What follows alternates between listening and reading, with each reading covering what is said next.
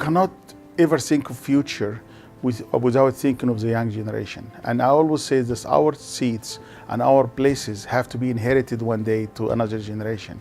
So involving the young generation right now is an ideal thing, and especially bringing young Rotarians into Rotary.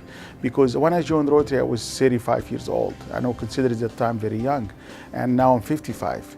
Somebody have to take the load of work and the experience we have and do more of it. Also, the changes around us with all the electronics and stuff, I think our generation is at best barely know what we're doing, and we need this new generation of Rotarians to just take the ideas of Rotary, the principle of Rotary, and just apply it to the new way of life. And I think without doing this and bringing young people into our organization and doing more events with young people, explaining to young people why we are Rotarian, why Rotary is the ideal way to live your life, we'll be missing a lot. We're going to grow old, and not only by age, we're growing old away from technology and away from the new way of life.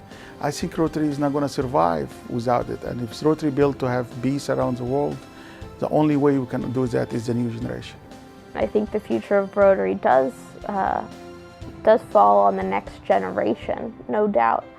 I think ultimately people know about Rotary probably just a little bit later in life. And so there's going to be sort of this generation gap, and I think in order to be a good organization and to continue to do projects on a global scale and really just kind of touching all aspects of life, you need to have all of these people represented. And so if you're skipping a generation, then you're going to miss out on touching other people elsewhere in the world that need Rotary's help. When we talk about new generations, we are actually not just talking about new generations of Rotary, although that is a very important and very exciting concept that we have Interact being the new generations of Rotarians, Rotaract, the new generations of Rotarians, Youth Exchange, in fact even other areas like Peace Scholars too.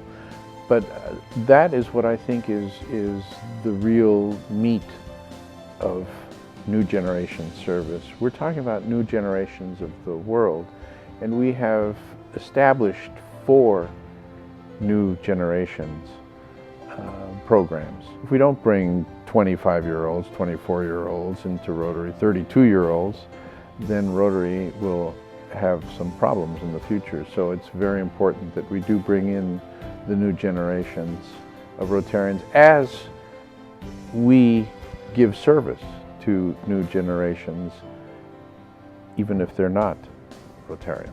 I think new generation Rotarians oftentimes see the world differently.